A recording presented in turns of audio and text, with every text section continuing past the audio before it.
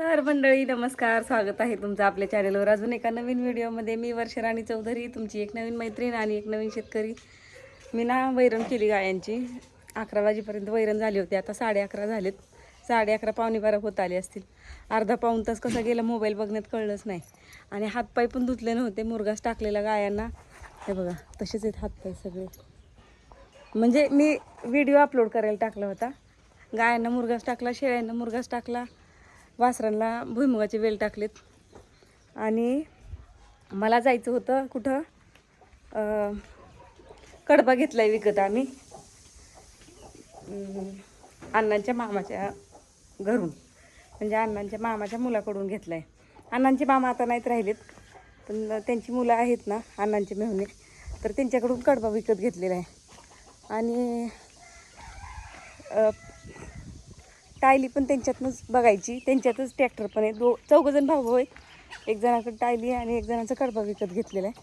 तर गायांना मुरघासाची वैरण केली हिने, सांडला ढबरीने सगळा. टप होता ना, एक ड्रम बारलीला गुतलाय. मुरघास खाऊन पण होत आला गायांचा. आणि मी व्हिडिओ अपलोड करायला बसली, अपलोड करायला टाकला. आणि जसं की मी तुम्हाला मागे एकदा सांगितलं होतं, व्हिडिओ अपलोड करायला टाकला ना आणि यूट्यूबमधनं एक्झिट घेतली की व्हिडिओ माझा 0वरच जातो. आणि लाईट आहे तोपर्यंत व्हिडिओ अपलोड झाला म्हणजे बरं असतं. नाही तर परत लाईट गेल्यावर व्हिडिओ अपलोड करायला टाकल्याच्या नंतर चार्जिंग ही संपते पटापट. आणि मी मुरघास उघडाच ठेवला होता. मी म्हणलं मुरघास झाकून जाते, पण व्हिडिओच्या नादी लागली, वेळच गेला माझा लय. आता आबाळ पण आले आणि ते मला येऊन घरी सांगून गेले की लवकर ये, आपण मी भरू लागतो तुला, रचून देणार आहेत ते. आणि मला म्हणले पेंड्या टाकू लागायले. मला वाटलं होतं एकटीला एवढे पेंड्या टाकणं व्हायचं नाही. 500 कडबा आहे ना, थोडा नाही. मग एकटीला एवढा एवढ्या पेंड्या टाकायला मी गळठून जाईन एकटी. म्हणून मी अण्णांची पण वाट बघत होती, पण अण्णा पण येईना झालेत.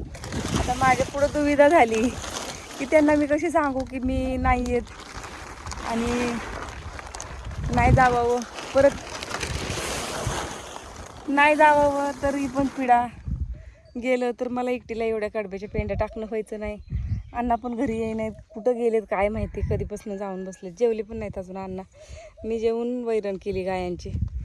तर चला आता बघू काय होतंय नियोजन. आंघोळ केली नाही मी, कडबा आणायला जायचं आहे म्हणून म्हणलं परत सगळा उमघाम होणार, पाऊस आला तर भिजणार मी येताना, परत डबल कपडे चेंज करा, त्यापेक्षा आल्यावर आंघोळ बिंघोळ करायला येईन. तर वेळच वाढत गेला. मगाशीच गेली असते 11 वाजता, तर आतापर्यंत झाला असता बराच कडबा टाकायचा गंजीत. रचून द्यायला ते आहेत, पण मला टायलीच्या वर पेंड्या जायचे नाहीत ना. 500 कडबा रचायचा म्हणल्यावर बराच मोठा हेल लागन. बघू आता, लई टेन्शन असते. मुरघास तरी झाकून घेते, पुन्हा पाऊस बिऊस आला तर भिजायचा. एक गोष्ट बघायची का, कोंबडीने अंड कुठं घातलंय? या कागदाच्या वर अंड घातलंय तिथं. बॅक कॅमेऱ्याने दाखवू का झूम करून? काय करावं. एका व्हिडिओमध्ये दाखवलं होतं शिवरायांच्या मूर्तीजवळ कोंबडी अंड घालायला गेली, तर त्याच्या खाली मला कमेंट निगेटिव्ह आल्या होत्या. अशा बऱ्याच निगेटिव्ह कमेंट आल्या होत्या, 2-4 तरी आल्या होत्या. एकतर मला कमेंट जास्त येत नाहीत, पण आल्या तर मग तशा, बावळट बाई पहिली ती कोंबडी हाकल शिवरायांच्या मूर्तीपासून. अरे दादानो, त्या कोंबडीला मी काय करू शकते? शेतकऱ्याचं घर आहे, असे कोइन्सिडन्स घडतच असतात. आता तर बघा ती कुठं घातलंय तिने अंड. शेडच्या वर, थांबा बॅक कॅमेऱ्याने दाखवते मी. शेडच्या वर नाही, छपराच्या वर, जे कागदच हातरलाय नुसता चुलीच्या स्वयंपाकासाठी, आणि त्याच्यावर त्या कोंबडीने अंड घातलंय. अशा करामती असतात कोंबड्या. बघा बरं का, आता झूम करून दाखवत्या, हाय का कुठे त्या अंड्याची पण कमाल. तिथं बसले अंड एका जागेवर थांबले.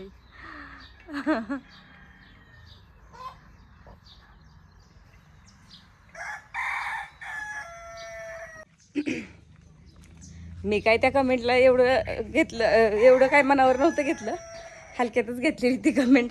कारण शहरातले असतात आणि त्यांना एवढं काय गावाकडचं माहिती नसतं.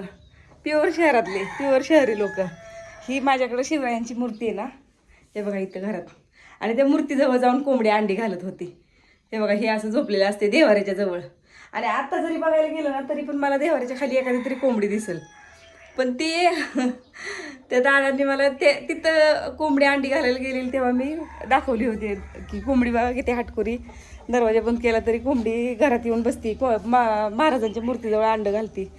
तर तिथं मला कमेंट आल्या होत्या की बावळट बाई, काही हलकटपणा करता, काही दाखवता, आधी कोंबडी हाकल. आणि अजून एक कमेंट आली होती त्याला की काय दरवाजे आहेत का नाहीत घराला. आता मस्त दरवाजे आहेत घराला, का सगळं आहे, पण अशा थोड्या करतात. ते आता अंड मी काढू कसं, इकडून तर लय पॅक केले मी, इकडून तर दिसतच नाही ते अंड. थोडासा जरी कागद हलवला तरी अंड गरगळत खाली जाणार आहे आता ते. आणि कावळे दादाने बघितलं तर ते अंड गायबच, माझ्या हातालाच नाही लागणार आहे ते अंड.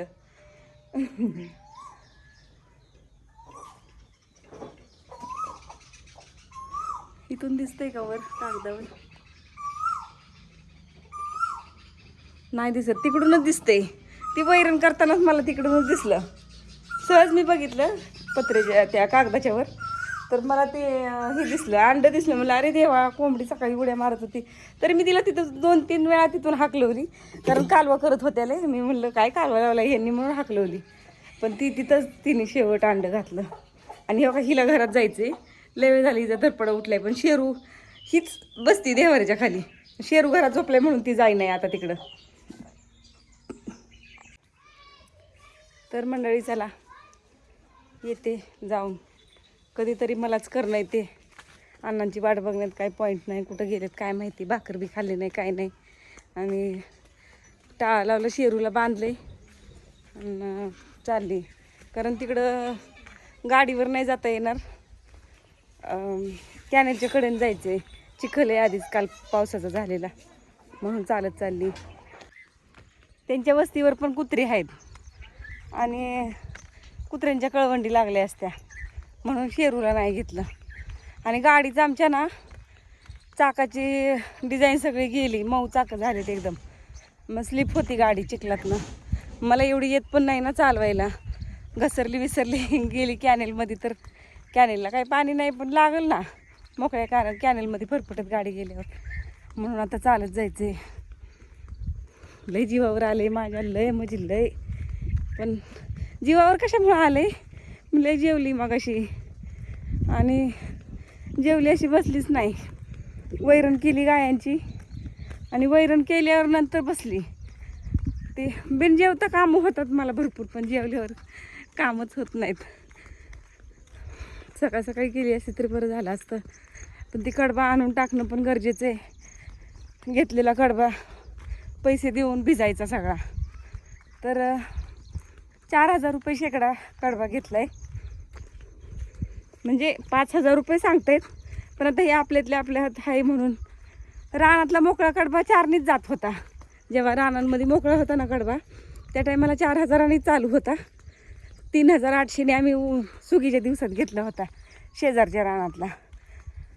पण ह्यांनी गंजीला चोपलाय म्हणल्यावर आता रानातनं घरी न्यायचं भाडं लागतं, अजून गंज रचायचं, मग ते लागतात ना पैसे, आपदावं लागतं त्याला. म्हणून मग 5,000 रुपये शेकडा चालू आहे अजून कडबा आमच्याकडं, पण घेतलाय आपल्यातल्या आपल्यात म्हणून 4,000नी. म्हणजे थोडं कमी केलं त्यांनी. आणि मला इतक्या कडब्याची गरज नव्हती, पण त्यांनी थोडा स्वस्त दिला म्हणून मग 500 घेतला आम्ही. म्हणलं होईल आता पुढच्या सुगीपर्यंत बिनगोर झालं कडब्याचं, एखादी पिंडी कुटीमध्ये घालायला, म्हणून घेतलाय तो. आत्ता काय वाटत नाही सध्याला तरी, कारण मुरघासाचा स्टॉक आहे. अजून हिरवं पारवं येईन काय घालायला आता वरचीवर.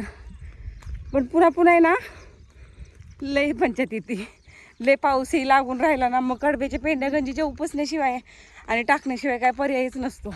कारण रानांमध्ये जाऊन वैरण रानात भरपूर असते, पण काढून वैरण आणून टाकायला जमत नाही ना गुरांना, म्हणून मग ते एक्स्ट्राचा कडबा घेऊन ठेवलाय. पाऊस उघडल्यावर अजून 1-2 गाया वाढवल्या मी, तर आताच वाढवायच्या होत्या. माझं चाललं होता बेत की ही दूध कमी झालं की अजून एखादी गाय 1-2 तरी गाया घ्यायच्या. म्हणजे आता ह्यांना भरल्यावर ही थोडं दुधाला फरक पडतो ना, कमी येतं दूध.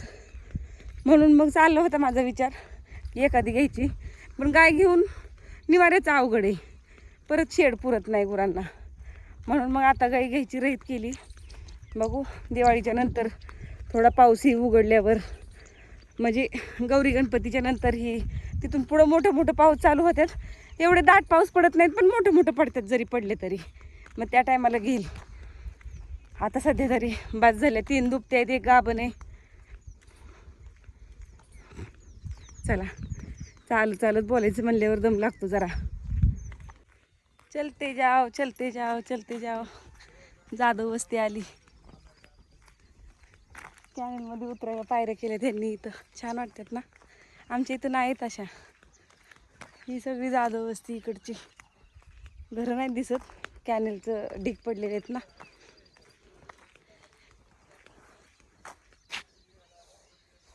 कॅमेरा हलतोय लय माझ्याकडून चालत चालत.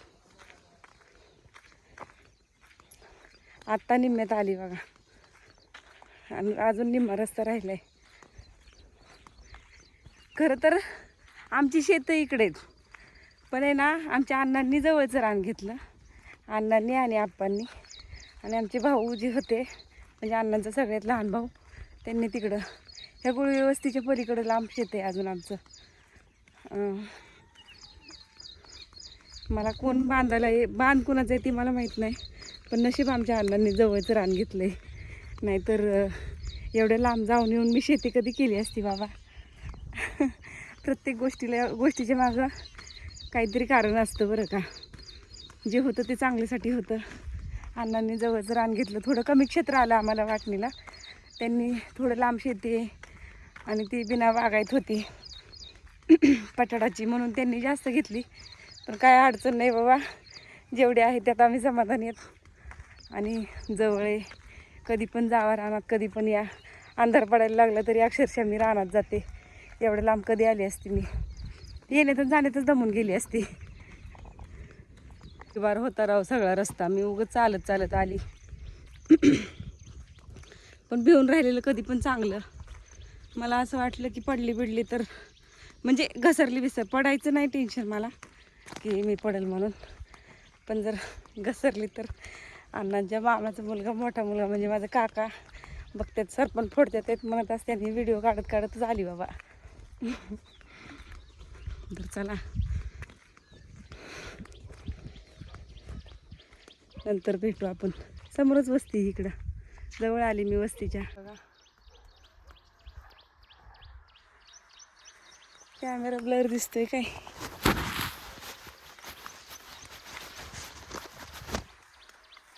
हे इकडं घर आहेत, आणि इथं आपल्याला कडबा घ्यायला जायचंय.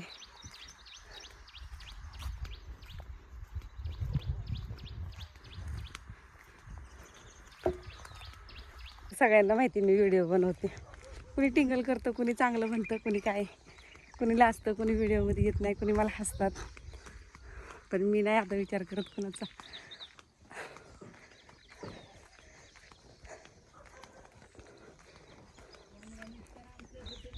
निघू द्या की, मी व्हिडिओ काढत आली म्हणलं माहेराला चालली म्हणून सांगावं.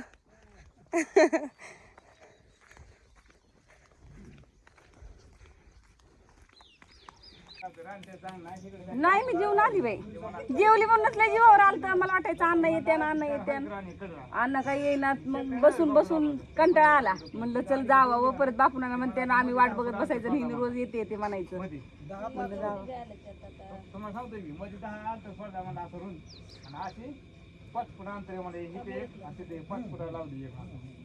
गुराढोरांचं झाले फक्त.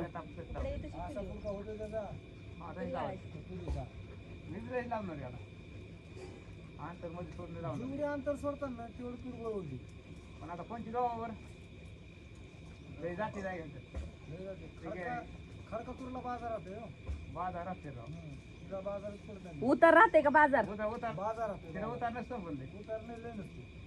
उतारीला काय करायचं, बाजार पाहिजे आपल्याला. आता तुमचा मड्डी बरोबर माझ्या ट्रॅक्टर वर नेला 10,000 पट्टी आली, दुसऱ्या टेम्पोला गेला त्याची 20,000 पट्टी आली. कसं काय करायचं. म्हणजे मस्त साहेबांचा काय करतं, पहिल्या तारला हे डोबली होती. पहिल्या तोंडात काय खडका खडका त्याची गेली 9,000 आणि दुसरी डुबली होती कशी ती गेली 8,000 नाही लय फरक पडतो सरकारी चांगली तुला खायला ह्याला बी चांगली आमचा करता का कामाचा नेमका सगळा सगळा हे बघ. मला घेऊ नका फक्त सगळा हिरवा असतो. माझा इंस्टावर मिनी ब्लॉग पोस्ट होतो. नको रे नको, मी जेवण आली, खरंच जेवण आली. हाय की बसली की घरात किती दण करते, इथंच गरमीने योग घाम आलाय मला सगळा. होय बापूला जाऊ का मी मग? फोन लावूया. काय काय काम आहे तुमचं? कडबे टायली भरायची. कडब्याची टायली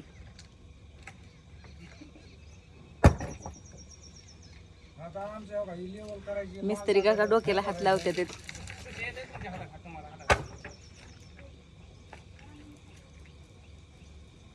काय ते नियोजन सांगा मला, म्हणजे माझं घरचं तरी नियोजन लागेल. लय अर्जंट नसलं तर सकाळ द्या की भरून काय त्याच्या माझा 7,000 ला काय वय ह्याचं? बच्चा ए बच्चा चावत बिवत नाही ना? पाय हाता पाय पडल. बच्चा ए बच्चा ए बच्चा ग बया गे झोपेतनं उठवलं मी. लयच गोड दिसते. माझा बोका सुद्धा एवढा झाला असता की आता. लयच मस्त बसते. कुठं आणलेलंय? होय